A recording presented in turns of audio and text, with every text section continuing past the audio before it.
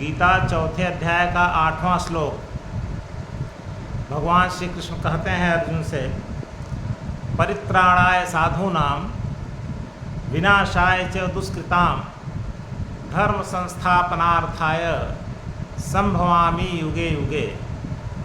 हे अर्जुन, परित्राणाय साधूनां, साधुओं की रक्षा के लिए, सज्जनों की रक्षा के लिए, विनाशाय च दुष्कृतां, और दुर्जनों पापियों के विनाश के लिए, तथा धर्म संस्थापनार्थाय, धर्म की पुनः स्थापना के लिए, संभवामि युगे युगे, मैं युग युग में अवतार ग्रहण करता हूँ।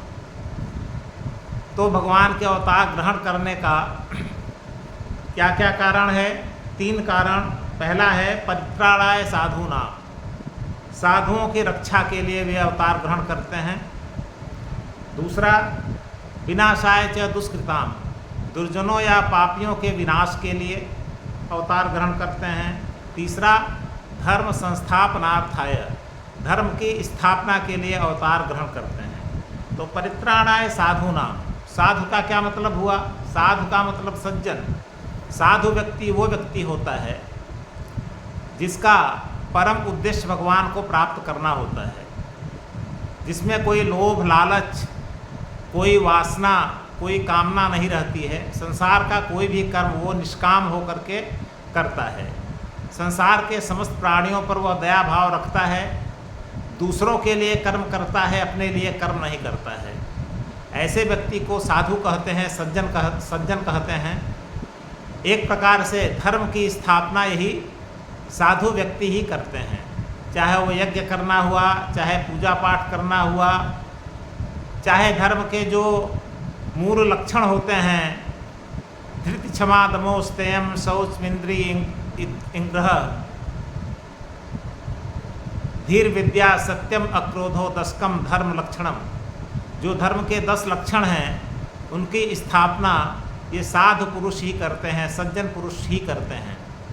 लेकिन होता क्या है कि समाज में जो दुर्जन व्यक्ति होते हैं, जो पापी व्यक्ति होते हैं, जिनका उद्देश्य ही होता है संसार में रह करके संसार के केवल भोगों में मन लगाना और भगवान से उनका कोई लेना देना नहीं होता है, उसमें कितने तो ऐसे होते हैं जो भगवान को मानते ही नहीं हैं। ऐसे पापी और दुर्जन व्यक्ति होते हैं, वे केवल अपने सुख के लिए जीवित रहते हैं। उनका कोई भी कार्य अपनी इच्छा से प्रेरित होता है, लाभ से प्रेरित होता है, और दूसरों का उत्पीड़न करते हैं, दूसरों का धन दौलत रुपया पैसा छीन लेते हैं, दूसरों को यज्ञ नहीं करने देते हैं, पूजा पाठ नहीं करने देते हैं।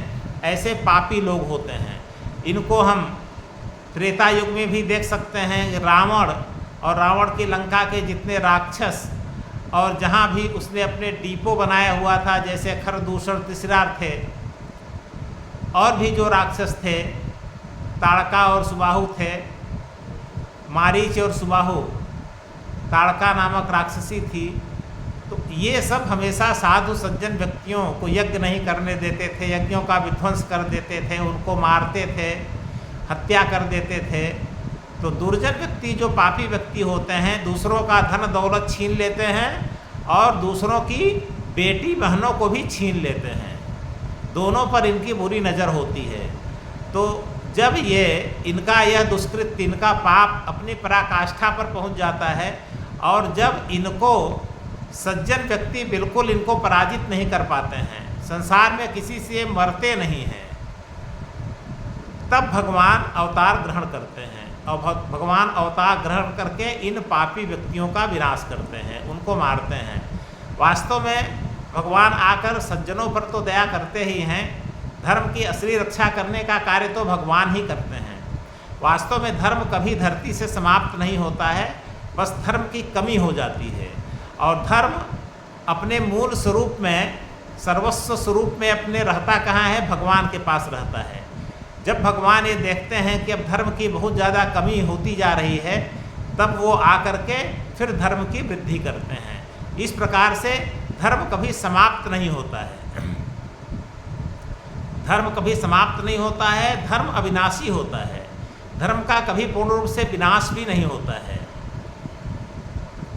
तो भगवान के अवतार का जो कारण होता है वो धर्म की रक्षा करना होता है। पापियों का विनाश करके पापियों को भी वो अपनी शरण दे देते हैं, एक प्रकार से पापियों का भी वो उद्धार करते हैं। अब एक प्रश्न आता है कि भगवान तो सर्वशक्तिमान हैं, भगवान बिना अवतार ग्रहण करे भी पापियों का विनाश कर सकते हैं। यह बात सत्य है, भगवान बिना अवतार ग्रहण किए भी पापियों का विनाश कर सकते हैं, लेकिन वे इस संसार में आते हैं और आकर पापियों का विनाश करते हैं। इसके पीछे उनका उद्देश्य यह भी होता है कि जो सज्जन व्यक्ति होंगे, एक तो भगवान को आँख से वो देख सकेंगे, हाथ से स्पर्श कर सकेंगे, उनके साथ खेल कूद कर सकेंगे, उनके साथ रह सकेंगे, और वो आकर यहाँ पर जो लीला अपनी करेंगे उसको आँख से देखेंगे। उसके बाद पश्चात उस पर पुराण लिखे जाएंगे, महाकाव्य लिखे जाएंगे। भगवान जब यहाँ से चले जाएंगे उसके बाद भी लोग भगवान के कृत्यों का स्मरण उन्हीं पुराणों महाकाव्यों को पढ़ करके करेंगे। इस प्रकार से धर्म का कभी विलोप नहीं हो पाएगा। भगवान जो अच्छे मार्ग दिखाएंगे उन अच्छे मार्गों को हमेशा अपने जीवन में लोग यहाँ पर लागू करते रहेंगे। इसलिए इस कारण भगवान यहाँ पर अवतार ग्रहण करते हैं।